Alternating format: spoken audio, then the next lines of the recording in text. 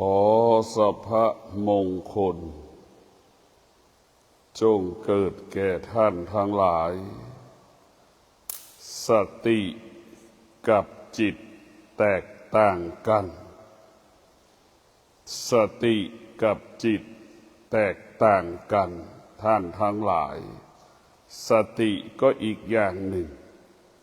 จิตก็อีกอย่างหนึ่งสติคงสภาพเดิมสติคงสภาพเดิมเสมอไม่มีคำว่าเปลี่ยนแปลงพวกเราทั้งหลายสติคงสภาพเดิม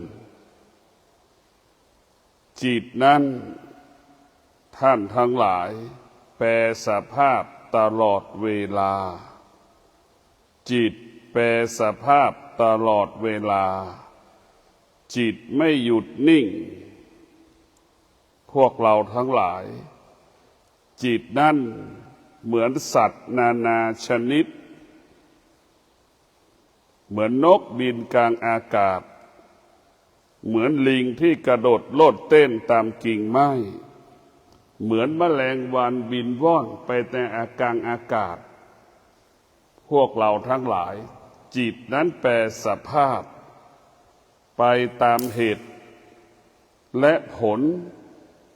นั้นตลอดกาลเวลาจิตเป็นพระพุทธเจ้าได้จิตเป็นพระอรหันต์ได้จิตนั้นเป็นผู้ที่ศึกษาเรียนรู้เรื่องพระธรรมได้ตรงข้ามจิตเป็นโจรได้เป็นผู้ชายที่ขายตัวได้จิตเป็นผู้หญิงที่ขายตัวได้นั่นคือจิตพวกเราทั้งหลายเป็นทอมได้เป็นกระเทยได้เป็นพระชั่วได้นั่นคือจิตแต่พวกเราทั้งหลายมันแปรสภาพไปตลอดเวลาจิตจึงแปรสภาพจิตที่เป็นพระพุทธเจ้าจิตที่เป็นพระอรหันต์จิตที่เป็นผู้บรรลุธรรมจิตที่เป็นผู้ศึกษาธรรมจิตนั้นต้องฝึกฝนอบรมจิตนั้นต้องฝึกฝนอบรมจิตนั้นต้องพึ่งพาอาศัยสติในพวกเราทั้งหลายจิตนั้นต้องพึ่งพาอาศัยสติสติเป็นเครื่องอบรมจิตสติเป็นผู้ควบคุมจิตสติจึงเป็นผู้กำหนดจิตพวกเราทั้งหลายจิตของเราจะเป็นพระพุทธเจ้าได้จิตของเราจะเป็นพระอรหันต์ได้จิตเราจะเป็นผู้รู้ธรรมได้จิตเราจะเป็นผู้ศึกษาธรรมได้จิตนั้นต้องอาศัยสติพึ่งพาสติในพวกเราทั้งหลายสติเปรียบเสมือนพระพุทธเจ้าสติเปรียบเสมือนครูอาจารย์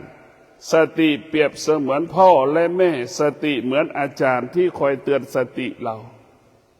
นี่คือสติพวกเราทั้งหลายจิตเราจึงเป็นจิตผู้รู้เมื่อจิตเป็นจิตผู้รู้จิตนั้นก็แสวงหาความจริง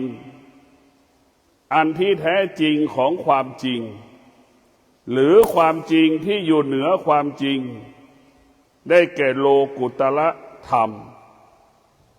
พวกเราทั้งหลายสภาวะจิตของเรานั้นอยู่โลกียธรรมนี่เราอยู่โลกียะเราจะต้องออกจากโลกียะไปสู่โลกุตระได้เราต้องฝึกจิตอบรมจิตศึกษาเรียนรู้พระธรรมในพวกเราทั้งหลายจิตที่เป็นพระพุทธเจ้าจิตที่เป็นพระอรหันต์จิตที่เป็นผู้บรรลุธรรมจิตเป็นของผู้ศึกษาธรรมจิตนั้นต้องพึ่งพาอาศัยสติสติจึงเป็นเครื่องอบรมจิตให้เราจดจำไว้ส่วนจิตที่เป็นผู้ชายขายตัว เป็นผู้หญิงขายตัวเป็นโจรเป็นแก๊งคอร์เซ็นเตอร์เป็นกระเทยเป็นทอมแต่พวกเราทั้งหลายเป็นหญิงเป็นชายนั่นก็คือจิตที่ไม่ได้รับการฝึกฝนอบรมนั่นเป็นธรรมชาติของจิตหรือจิตเป็นธรรมชาติมันตั้งแต่เกิดมันเป็นเช่นนั้นจิตเหล่านั้นเป็นจิตของผู้ไม่รู้นะหรือรู้เรื่องธรรมชาติเท่านั้นดั่งควายเกิดมาแล้วมันก็หานมแม่มันให้พบให้เจอแค่นั้นแหละแม่ควายก็พูดไม่ได้ว่านมอยู่ตรงไหนลูกควายก็ถามแม่ไม่ได้ว่านมแม่อยู่ตรงไหนแต่สัญชาตญาณหรือธรรมชาติของลูกควายมันจะรู้โดยอัตโนมัติพวกเราทั้งหลายคนที่ไม่ได้ฝึกจิตก็รู้ธรรมชาติเหมือนดังลูกควายนั่นแหละพวกเราทั้งหลายมันแตกต่างกันแต่พวกเราทั้งหลายเมื่อเรารู้แล้วว่าสติก็อีกอย่างหนึ่งจิตก็อีกอย่างหนึ่งพวกเราทั้งหลายจิตไปอาศัยสติจิตอาศัยสติพึ่งพาสติจิตนั้นจะอยู่กับพระธรรมจิตนั้นจะน้อมนำเอาพระธรรมมาควบคุมจิตหรือจิตนั้นจะต้องอาศัยสติสัจจะวิริยะขันติจิตนั้นจึงจะเป็นจิตผู้รู้จิตผู้รู้ต้องอาศัยสติสัจจะวิริยะขันติพึงจะนำพาจิตเพิ่มไปสู่เป้าหมายนั้นได้ดวงจิตบุคคลใดพึงพาอาศัยสติสัจจะวิริยะขันติดวงจิตนั้นจะบรรลุเป้าหมายบรรลุเป้าหมายถ้าเป็นนักปฏิบัติธรรมก็บรรลุเป้าหมายในการปฏิบัติธรรมผู้ที่ปฏิบัติธรรมอันสูงสุดก็จะบรรลุธรรมอันสูงสุดคือจะบรรลุเป้าหมายเป็นพ่อค้าก็บรรลุเป้าหมายเป็นแม่ค้าก็บรรลุเป้าหมายเป็นนักธุรกิจก็บรรลุเป้าหมายชาวไร่ชาวนาก็บรรลุเป้าหมายเมื่อมีสติสัจจะวิริยะขันติแล้วจะบรรลุเป้าหมายพวกเราธรรมะของพระพุทธเจ้าเอาไปใช้ประกอบอาชีพก็สำเร็จเอาไปใช้ในการปฏิบัติธรรมก็สำเร็จแล้วว่าเอาไปใช้สิ่งไหนก็ได้ธรรมะจะนำมาซึ่งความสงบสุขแก่พวกเราทั้งหลายเราจะสังเกตได้ว่าจิตที่มันอาศัยสตินั้นมันจะรู้ความจริงเท่านั้นเช่นรู้ความจริงของธรรมชาติธรรมชาติมันเปลี่ยนแปลงและแปรสภาพไปตามกาลเวลาดังเช่นฝนมันตกขนาดนี้นี่เวลานี้ฝนมันตกบุคคลที่ไม่ได้ฝึกฝนจิตหรือบุคคลที่จิตเป็นผู้ไม่รู้ก็จะมีเหตุมีผลมีข้ออ้างมีข้อแก้ตัวบอกว่าฝนมันตกอยู่รอฝนมันหยุดก่อนอันนี้แหละจิตของผู้ไม่รู้เป็นเช่นนี้ในพวกเราทั้งหลายจิตของผู้ไม่รู้มีเหตุมีผลมีข้ออ้างมีข้อแก้ตัวส่วนบุคคลที่ฝึกฝนจิตส่วนบุคคลที่อบรมจิตจิตเป็นผู้รู้จิตนั้นจะไม่มีเหตุผลใดๆจิตนั้นจะไม่มีเหตุผลใดๆฝนจะตกก็ไม่มีความหมายจะทำงานเป็นปกติตื่นเป็นปกติแล้วว่าตื่นปกติจะทำทุกอย่างเป็นปกติเหมือนวันที่ผ่านมานั่นแหละเพราะฉะนั้นบุคคลที่ฝึกฝนจิตนั้นจะเป็นผู้รู้เมื่อจิตเป็นผู้รู้จิตจะไม่มีเหตุจึงจะไม่มีผลไม่สงสัยฝนตกก็ทำงานได้ฤดูร้อนก็ทำงานได้ฤดูหนาวก็ทำงานได้นั่นคือจิตผู้รู้จะอยู่เหนือสิ่งที่เรารู้ส่วนจิตของผู้ไม่รู้แล้วก็อยู่ภายใต้สิ่งที่เรารู้ดังโคดอ้างนี่อ้างอะไรว่าฝนมันตกเนี่ยตกอยู่ใต้อำนาจว่าฝนมันตกที่แท้จริงก็คือขี้เกียจไม่อยากตื่นนั่นแหละก็มีข้ออ้างพวกเราทั้งหลาย จิตของเรานั้นพื้นฐานของจิตนั้นพึ่งพาอาศัยความคิดพวกเราทั้งหลายพิจารณาดูจิตนั้นพึ่งพาอาศัยความคิดความคิดก็คือตาเมื่อตาเห็นรูปมันจิตมันก็อยากได้ตามันก็อยากได้แปลสภาพทำไมเกิดคำว่าอยากได้อยากมีเกิดคำว่าความเกลียดความชังความรักความหลงเกิดขึ้นทันทีนั่นคือจิตในพวกเราทั้งหลายนี่แหละคือจิตมันไปพึ่งพาอาศัยความคิดเกลียดก็ได้หลงก็ได้รักก็ได้ชังก็ได้นั่นแหละคือจิตพวกเราทั้งหลายหูได้สัมผัสกับเสียงอีกจิตมันก็เกิดอาการอีกชอบใจไม่ชอบใจในเสียงหลงในเสียงเกลียดในเสียงนี่อีกอันนี้แหละคือจิตที่มันได้รับการฝึกฝนหรือสภาพของจิตมันไปอาศัยความคิดจิตเพื่ออาศัยความคิดจะเป็นแบบนี้ ในพวกเรามันแปลสภาพตลอดเวลาจมูกสัมผัสกับกลิ่นอีกจิตมันก็เกิดอาการสำแดงอาการชอบใจไม่ชอบใจเป็นหลงในกลิ่นอีกไปเกลียดในกลิ่นอีกเห็นไหมไปยึดติดในกลิ่นอีกเบื่อหน่ายในกลิ่นอีกนี่แหละคือสภาพจิตที่ไม่ได้ฝึกฝนอบรมหรือสภาวะจิตที่มันอาศัยความคิดมันก็จะวกไปวนมาไม่มีหลักไม่มีวันจบสิ้นในพวกเราทั้งหลายเรากลับไปดูจิตที่อาศัยสติจิตในที่พึ่งพาสติ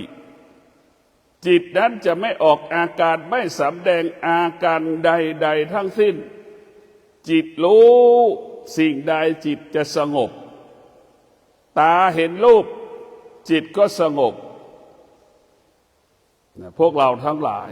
หูสัมผัสกับเสียงจิตก็สงบสงบรู้เท่านั้นไม่ใช่สงบเฉยๆสงบรู้ที่มันรู้ก็มันไม่เที่ยงเมื่อมันรู้มันไม่เที่ยงมันก็ไม่ยึดติดสิ่งคำว่าไม่เที่ยงเมื่อรู้มันจึงอยู่เหนือสิ่งอยู่เหนือคำว่าสิ่งที่ไม่เที่ยงหรือมันรู้เวทนามันก็อยู่เหนือเวทนานั่นแหละคือจิตผู้รู้รู้อุปทานมันก็อยู่เหนืออุปทานรู้อนิจจังทุกขังอนัตตามันก็อยู่เหนืออนิจจังทุกขังอนัตตานั่นก็คือจิตผู้รู้ที่อาศัยสติจิตที่อาศัยสติจึงเป็นจิตของผู้รู้แต่พวกเราทั้งหลายจิตของผู้รู้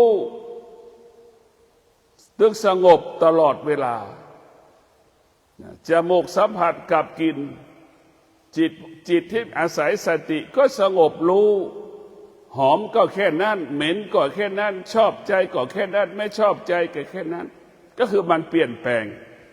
เนี่ยมันจะรู้แบบนี้ว่าสิ่งที่เรารู้มันเปลี่ยนแปลงจิตจะไม่เกิดอาการไม่แสดงอาการสงบรู้อย่างเดียวมันแตกต่างกันพวกเราจิตนั้นจะไม่จิตที่เป็นผู้รู้ไม่มีสิ่งใดที่จะมาหลอกล่อจิตของผู้รู้นั้นแปลสภาพได้จิตผู้รู้จะคงสภาพเดิมตลอดเวลาจิตผู้รู้คงสภาพเดิมเป็นอมตะจึงเกิดคำว่าสติอยู่เหนือจิตในพวกเราทั้งหลายสติอยู่เหนือจิตสติไม่มีอดีตสติไม่มีอนาคตสติไม่มีปัจจุบันส่วนจิตนั้นมีอดีตมีอนาคตมีปัจจุบันแล้วจิตอยู่ใต้อดีตอยู่ใต้อนาคตอยู่ใต้ปัจจุบันจิตมันจึงว้าวุ่นวายตลอดเวลาดังบุคคลที่ไม่ได้ฝึกจิตหมดตัวหม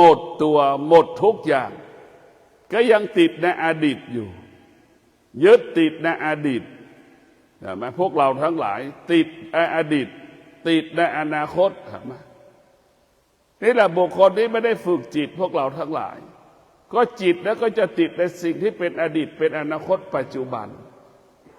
สิ่งที่เป็นอดีตสิ่งที่เป็นอนาคตสิ่งที่เป็นปัจจุบันก็เบียดเบียนเรา เราก็เราไม่สามารถปฏิบัติธรรมได้เพราะเราเป็นติดในอดีตส่วนจิตที่อาศัยสติพึ่งพาสติจิตนั้นจะไม่มีอดีตจิตนั้นจะไม่มีปัจจุบันจิตนั้นจะไม่มีอนาคตจิตนั้นอยู่เหนืออดีตอยู่เหนือปัจจุบันอยู่เหนืออนาคตอีกเห็นไหมพวกเราทั้งหลายมันแตกต่างกันอย่างไรจิตที่อาศัยสติมันแตกต่างกันจิตที่อาศัยสติอยู่เหนืออดีตอยู่เหนืออนาคตไม่มีอดีตไม่มีอนาคตไม่มีปัจจุบันจิตที่มันอาศัยความคิดมีอดีตมีอนาคตมีปัจจุบันอยู่ใต้อดีตอยู่ใต้อนาคตอยู่ใต้ปัจจุบันพวกเราทั้งหลายนี่คือสภาวะจิตเราเกิดมาเรามาฝึกจิตถ้าเราไม่ได้ฝึกจิตเราก็เป็นสภาพเหมือนดั่งผู้เฒ่าผู้แก่ตายไปแล้วนับล้านคนนั่นแหละพวกเราทั้งหลายเราไม่ได้ฝึกจิตก็คิดถึงลูกคิดถึงหลานเห็นไหมเนี่ยผู้เฒ่าผู้แก่ที่ได้ฝึกจิตคิดถึงลูกคิดถึงหลานคิดถึงสิ่งนั้นคิดถึงสิ่งนี้คิดถึงคนนั้นคิดถึงคนนี้นะจิตที่ไม่ได้ฝึกฝนจิตที่มีความคิดก็จะอยู่กับสิ่งอื่นๆแล้วว่าจิตออกนอกกายถ้าจิตอยู่กับความคิดจิตอยู่นอกกายตรงกันข้ามคนเฒ่าคนแก่ที่ฝึกฝนจิตของคนเฒ่าคนแก่ที่ได้รับการฝึกฝนจิตของผู้เฒ่าผู้แก่จะพึ่งพาตนเองอาศัยตนเองตนแลเป็นที่พึ่งแห่งตนนั่นจิตผู้เฒ่าผู้แก่พวกเราทั้งหลายที่ฝึกฝนจิตนั้นจะอาศัยตนเองลูกหลานมาก็ขอบคุณมาเยี่ยมลูกหลานไม่มาก็ตนแลเป็นที่พึ่งแห่งตนดวงจิตของบุคคลที่เจริญด้วยอายุหรือคนแก่ที่มีธรรมมีสติรู้จะไม่สะเทือนไม่หวั่นไหวลูกหลานมาก็ไม่สะเทือนไม่หวั่นไหวลูกหลานไม่ไปมาหาสู่ก็ไม่สะเทือนไม่หวั่นไหวเข้าใจว่าแก่เป็นของธรรมดาเจ็บเป็นของธรรมดาตายเป็นของธรรมดาลูกหลานจะอยู่ไม่อยู่เราก็แก่เราก็เจ็บเราก็ตายลูกหลานไม่อยู่เราก็แก่ก็เจ็บเราก็ตายลูกหลานจะไปมาหาสู่เราก็แก่เราก็เจ็บเราก็ตายเราจะไปหาหมอไม่ไปหาหมอเราก็แก่เราก็เจ็บเราก็ตายเหมือนกันหมดเราจะเป็นโรคไม่เป็นโรคเราก็แก่เราก็เจ็บเราก็ตายนี่แหละคือจิตผู้รู้จะเป็นเช่นนี้จิตผู้รู้จึงรู้ความจริงนะพวกเราทั้งหลายจิตผู้รู้เราเป็นรู้ความจริงจะรักษาก็หายไม่รักษามันก็หายโรคเราจะไม่รักษาเราก็ตายนี่คือรู้ความจริงที่มันเป็นเช่นนี้แต่พวกเราทั้งหลายเพราะนั้นจิตบุคคลที่ฝึกฝนจิตจะไม่สะเทือนไม่หวั่นไหวเมื่อความแก่ปรากฏเมื่อความเจ็บปรากฏเมื่อความตายปรากฏจะไม่สะเทือนไม่หวั่นไหวในพวกเรา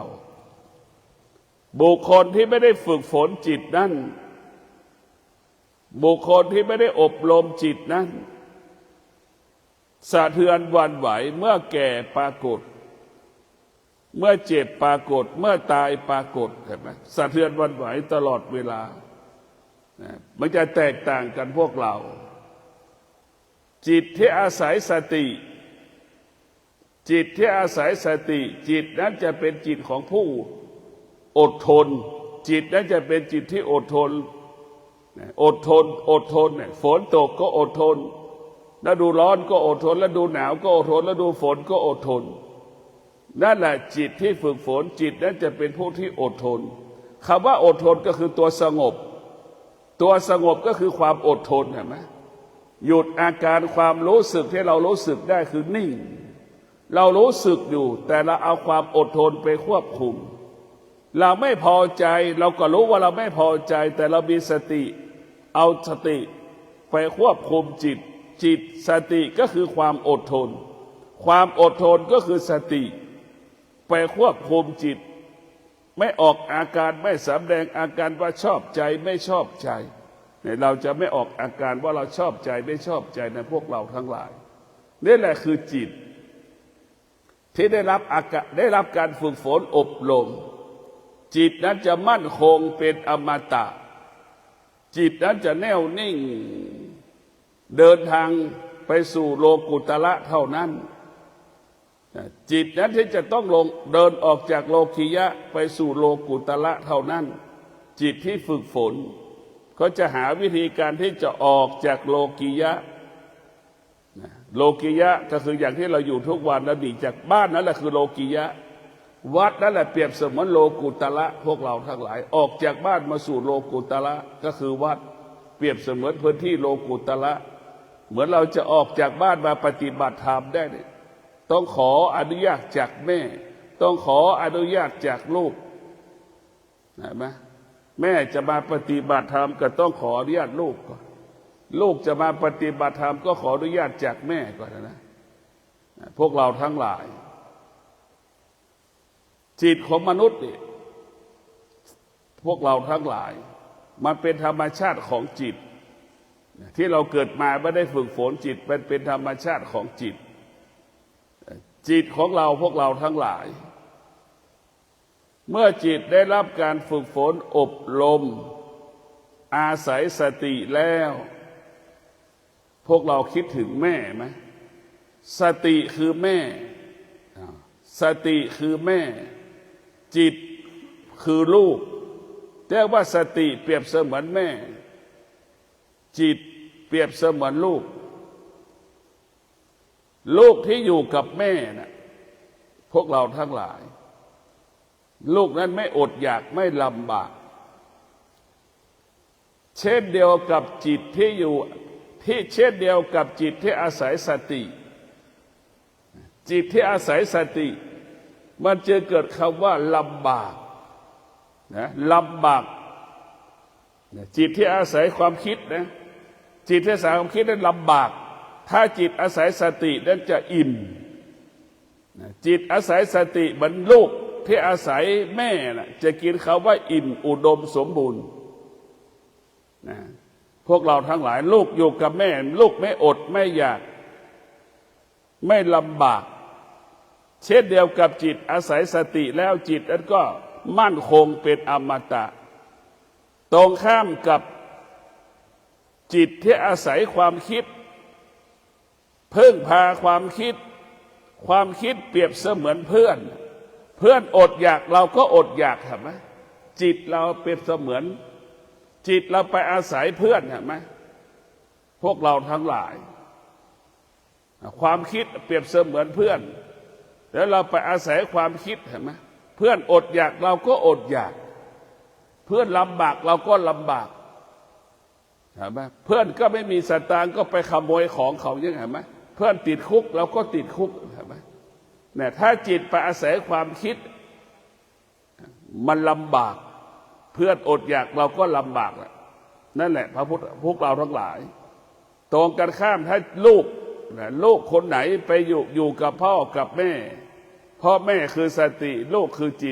จิตอาศัยสติเห็นไหมมันต่างกันนะพวกเราทั้งหลายกับจิตไปอาศัยความคิดมันแตกต่างกันนะความคิดมันไม่รับผิดชอบหรอกมันปฏิเสธตลอดมันปฏิเสธตลอดเวลาก็ดังมีนายจ้างเห็นไหมนายจ้างยังขอเงินยืมนายจ้างลูกจ้าง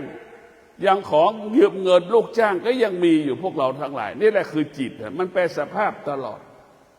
ลูกจ้างลูกอาศัยลูกจ้างก็ยังโกงลูกจ้างอยู่นั่นคือจิตที่เราไปอาศัยความคิดพวกเราทั้งหลายจิตที่ไปอาศัยความคิดเป็นเช่นนี้นายจ้างยังโกงลูกจ้างลูกจ้างยังโกงนายจ้างนั่นแหละคือจิตจิตไปอาศัยความคิดพระสงฆ์ก็กลายเป็นพระสงฆ์ที่ชั่วพระที่ชั่วก็ไปอาศัยความคิดทั้งสิ้นพระที่ดีก็อาศัยสติจึงควบคุมจิตจึงจะรักษาความเป็นสมณะพวกเราทั้งหลายสติจะรักษาการเป็นสมณะเมื่อจิตเป็นผู้รู้จิตก็จะรักษากายจิตจะรักษากายจะทำความดีด้วยกายวาจาใจจิตไปอาศัยความคิดจิตนั้นจะทำชั่วด้วยกายวาจาใจเห็นไหมจึงเกิด จึงเกิดเหตุการณ์ต่างๆในโทรศัพท์มือถือโซเชียลทั้งหลายนั่นแหละไหมทำชั่วด้วยกายวาจาใจเราเห็นหมดอยู่ในโทรศัพท์เห็นไหมพวกเราทั้งหลายชีวิตของเราเมื่อเรามีหลักเมื่อเราถือหลักมีหลักชีวิตเราก็จะมั่นคงเหมือนแม่เหมือนลูกยึดแม่เป็นหลักนั่นแหละลูกก็จะมั่นคงมีเพื่อนมีแม่ควรเตือนสติเราตลอดเวลามีแม่คอยเตือนสติเราตลอดเวลานั่นคือลูกที่มีลูกเปรียบเสมือนจิตที่อาศัยสติเปรียบเสมือนแม่อย่าเป็นเช่นนั้นลูกคนไหนที่อาศัยเพื่อนนั้นจบหมดเนื้อหมดตัวลูกไปอาศัยเพื่อนหมดทุกสิ่งทุกอย่างแถมติดยาบ้าอีกติดยาติดยาสิ่งเสพติดอีกเป็นนักเล็กขโมยน้อยไม่หลับไม่นอนอีกสร้างภาระสร้างปัญหาอีกนั้นจิตไปอาศัยเพื่อนมันจะวุ่นวายตลอดเวลานำมาซึ่งปัญหาสารพัดปัญหาตลอดเวลานะพวกเราทั้งหลายจิตที่ไปอาศัยความคิดมันจะวุ่นวายตลอดเวลาเรามาภาวนาก็ดีเรามาปฏิบัติธรรมก็ดีเรามาฝึกฝนจิตให้จิตรู้เรื่องพระธรรมตนแลเป็นที่พึ่งแห่งตนตนแลเป็นที่พึ่งแห่งตนเรามาปฏิบัติธรรมเราก็จะมาพึ่งพาตนเองอาศัยตนเองเราจะรู้ธรรมก็ด้วยตัวเราเองเราจะเห็นธรรมก็ด้วยตัวเราเองเราจะเข้าถึงธรรมก็ด้วยตัวเราเองนี่คือความจริงพวกเราทั้งหลายเราต้องเข้าใจสิ่งที่มันเป็นอยู่เนี่ยพวกเราทั้งหลายจิตของผู้รู้เนี่ยพวกเราทั้งหลายจิตที่อาศัยสติจึงเรียกว่าจิตผู้รู้จะอยู่เหนือสิ่งที่มันเป็นอนิจจังทุกขังอนัตตาจะอยู่เหนือสิ่งที่มันเป็นเวทนาและอุปาทานและอยู่เหนือหมดอนิจจังทุกขังอนัตตาเวทนาและอุปาทานปรากฏขึ้นครั้งใดคราวใดจิตนั้นก็รู้และก็จึงเกิดคำว่าอยู่เหนือรู้จึงเกิดคำว่าละรู้แล้วละสิ่งที่รู้นั่นแหละจิตที่เป็นผู้รู้พวกเราทั้งหลายจิตที่รับการฝึกฝนจนถึงที่สุดจิตรู้จิตไม่ตามรู้พวกเรานี่แหละคืออำนาจของพระธรรมมันจึงทำให้เราอยู่เหนือสิ่งต่างๆคนที่มีธรรมะเหมือนจ็อกกี้ขี่หลังม้านั่นแหละพวกเราทั้งหลายคนที่มีธรรมะก็เปรียบเสมือนคนที่ขี่หลังช้างนั่นแหละเรียกว่าควานช้างนั่นแหละพวกเราคนที่ไม่ได้ฝึกจิตก็กลายเป็นม้ากลายเป็นช้างพวกเราทั้งหลายมันแตกต่างกันพวกเราทั้งหลายต้องมีสติรู้มีสติรู้แต่เมื่อเรามีสติรู้ที่จะฝึกฝนจิตอบรมจิตเนี่ยมันรู้แล้วมันก็ละรู้แล้วมันก็สละรู้แล้วมันก็วางรู้แล้วมันก็ปล่อยเรื่องอารมณ์เรื่องความรู้สึกจิตที่อาศัยสติจะละอารมณ์ความรู้สึกละความคิดรู้ว่าอารมณ์ความรู้สึกความคิดมันเป็นเวทนาและเป็นอุปาทานมันก็ไม่เที่ยงจิตมันก็จะละสิ่งเหล่านี้ปล่อยสิ่งเหล่านี้ไปแต่พวกเราทั้งหลายจิตของผู้รู้จิตของผู้รู้มันจะไม่ยึดติดเลยแต่พวกเราทั้งหลายจะไม่ยึดติดจะไม่หลงทางเลยจิตของผู้รู้ก็จะรู้ความจริงรู้ความจริงเท่านั้นรู้ความจริงดังเช่นน้ำเป็นเหตุให้เกิดน้ำเนี่ยเป็นเหตุให้เกิดก้อนน้ำแข็งเมื่อความเย็นปรากฏน้ำนั้นกลายเป็นก้อนน้ำแข็งนะพวกเราทั้งหลาย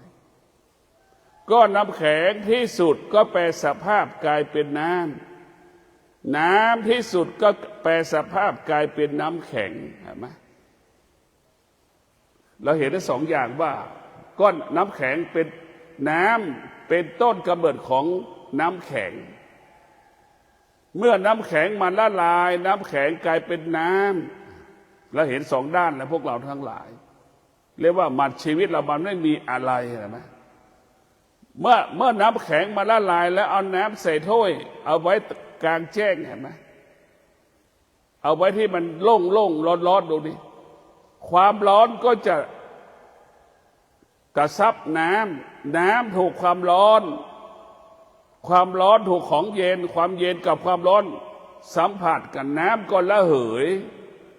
เห็นไหมระเหยเป็นไอน้ำพวกเราทั้งหลายระเหยเป็นไอน้ำในถ้วยก็ไม่มีแล้วเห็นไหมหมดถ้วยที่สุดมันก็เสื่อมน้ำที่สุดมันก็หมดนั่นแหละชีวิตเรามันไม่มีอะไรเห็นไหมมันมีอะไรตรงไหนบ้างเราคิดว่ามันมีอะไรชีวิตเรามันไม่มีอะไรเลยเอาน้ำที่มันระเหยมันก็แปลสภาพอีกกลายเป็นเมฆกลายเป็นหมอกเมฆหนาหมอกหนากลายเป็นเมฆฝนเห็นไหมฝนตกถนนลื่นพวกเราทุกคนนี้เนี่ยอย่างฝนตกตั้งแต่เมื่อคืนนี้จนถึงเช้านี้เนี่ยรถชนกันกี่รายล่ะมั้ยฝนตกถนนลื่นรถอุบัติเหตุเห็นไหมเนี่ยพออุบัติเหตุเสร็จแล้วก็ไปหาหมออีกพอไปหาหมอก็หมดเงินอีกเห็นไหมชีวิตเรามันไม่มีอะไรเลยเวียนว่ายตายเกิดอยู่อย่างเงี้ยมันไม่มีอะไรเป็นแก่นเป็นสาระของเรา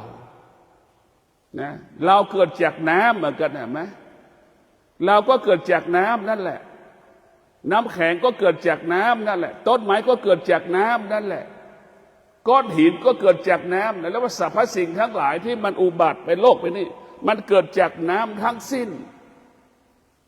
เนี่ยมันเกิดจากน้ำหมดพวกเราทั้งหลายต้องพิจารณาทุกสิ่งเกิดจากน้ำหมดเรียกว่าน้ำก่อการกำเนิดสิ่งมีชีวิตและไม่มีชีวิตก่อนที่จะเป็นสิ่งไม่มีชีวิตมันมีเกิดมันก็มีน้ำเป็นเหตุอยู่แต่พวกเราทั้งหลายชีวิตของเรามันไม่มีอะไรมันไม่มีอะไรเห็นไหมเหมือนบัดโดนเราไปดูดิน้ำทะเลลังแห้งอาการของฝนตกก็เกิดจากน้ำที่อยู่ในดินนี่แหละใต้ดินนี่แหละแล้วเหยแห้งไปกลายเป็นไอ้น้ำหนาๆกลายเป็นเมฆเป็นหมอกเป็นฝนตกถนนลื่นอุบัติเหตุไปหาหมอเห็นไหมหมดเงินไม่มีเงินไปยืมเงินเขาเนี่ยมันไปอย่างเงี้ยมันทำให้เราทุกข์ทรมานลำบากตลอดเวลาชีวิตเราถ้าเราไม่ไปปฏิบัติธรรมแล้วเราจะเกิดอยู่ตกอยู่ใต้คำว่าความทุกข์ตลอดเวลาในพวกเราทั้งหลายเรากลับไปดูว่าจิตที่อาศัยสติจิตที่อาศัยสติจิตนั้นจะบรรลุเป้าหมายจิตที่อาศัยสติจิตนั้นเปรียบเสมือนมีบ้านอยู่สติเปรียบเสมือนบ้านของจิตพวกเราทั้งหลายสติเปรียบเสมือนบ้านของจิตจิตยึดสติจิตนี้จะสงบเหมือนคนที่มีบ้านอยู่มีความสงบตลอดเวลาตรงกันข้ามจิตที่อาศัยความคิดเปรียบเสมือนเราไม่มีบ้านอยู่ไปเช่าหอพักเขาอยู่ไปอาศัยเขาอยู่ใช่ไหมจิตนั้นไม่สงบไปอาศัยเขาอยู่จิตนั้นไม่สงบในพวกเราทั้งหลาย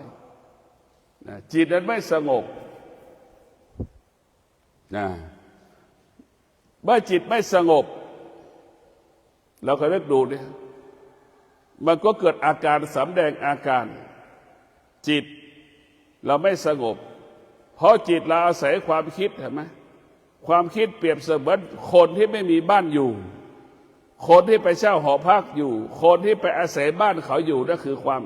คนที่มีแต่ความคิดไปพึ่งพาความคิดมันแตกต่างจิตไม่สงบกังวลใจทุกข์ใจอยู่ตลอดเวลานะพวกเราทั้งหลายจิตที่สำคัญที่สุดเนี่ยเราต้องพิจารณาว่าจิตมันมีบทบาทต่อชีวิตเรา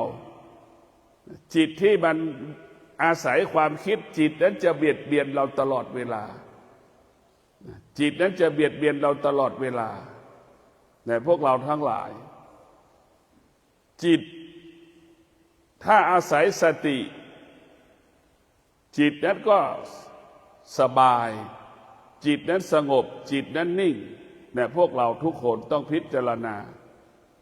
ว่าจิตที่อาศัยสติจิตกับที่อาศัยความคิดย่อมแตกต่างกันอะไรที่เราไปอาศัยเขามันลำบากหมดทุกอย่างโดยเฉพาะเราไปอาศัยคนที่ไม่ใช่พ่อใช่แม่นี่ลำบากที่สุดเราไม่อยากลำบากหากเราไม่อยากลำบากก็ให้จิตอาศัยสติสติจะเป็นผู้อบรมจิตสติจะเป็นผู้รับผิดชอบจิตเห็นไหมสติจะเป็นผู้รับผิดชอบเหมือนลูกอยู่กับแม่นะแม่จะต้องรับผิดชอบชีวิตลูกหมดทุกอย่างอาหาร3 มื้อเห็นไหมต้องรับผิดชอบบททุกอย่างนั่นแหละคือจิตที่อาศัยสติสติจะเป็นผู้รับผิดชอบส่วนจิตไปอาศัยความคิดเหมือนเราไปอาศัยเพื่อนก็ไม่สามารถรับผิดชอบชีวิตเราได้ไม่มีใครสามารถรับผิดชอบชีวิตเราได้ในพวกเราทั้งหลายนั่นแหละเพราะเรารู้แล้วว่าสติพึ่งพาจิตอาศัยสติจิตพึ่งพาสตินั้นจิตนั้นจะพัฒนาง่ายจิตจะได้รู้เรื่องความจริงได้ง่ายได้สะดวก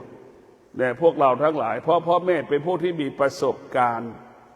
ในการดำเนินชีวิตแม่รู้ร้อนแม่รู้หนาวนั่นแหละก่อนลูกแม่รู้ร้อนรู้หนาวชำนาญด้วยนะแต่ส่วนเพื่อนของเรามันยังไม่รู้ร้อนรู้หนาวเรากับเพื่อนก็เหมือนกันหมดเหมือนจิตไปอาศัยความคิดนั่นแหละความคิดเปรียบเสมือนเพื่อนนะเพื่อนก็ยังไม่ได้ผ่านร้อนผ่านหนาวเพื่อนก็เหมือนเราก็เหมือนเพื่อนแค่นั้นแหละจิตที่มันอาศัยความคิดมันแยกชั่วแยกดีไม่ได้ในพวกเราทั้งหลายแยกชั่วไม่ได้แยกดีไม่ได้ไม่รู้ดีไม่รู้ชั่วอีกนั่นแหละพวกเราทั้งหลายจิตที่มันอาศัยความคิดมันไม่สามารถแยกได้ว่าสิ่งนี้ดีสิ่งนี้ไม่ดีแต่พวกเราต้องมีสติพิจารณาส่วนจิตที่อาศัยสตินั้นแยกชั่วแยกดีได้รู้ชั่วรู้ดีได้ในพวกเราทั้งหลายก็ขอความสุขสวัสดีจงเกิดแก่ท่านทั้งหลายบุคคลที่อาศัยสติจิตนั้นสงบบุคคลที่อาศัยความคิดบุคคลนั้นเกิดแต่คำว่ากังวลใจทุกข์ใจตลอดกาลเวลาขอเจริญพร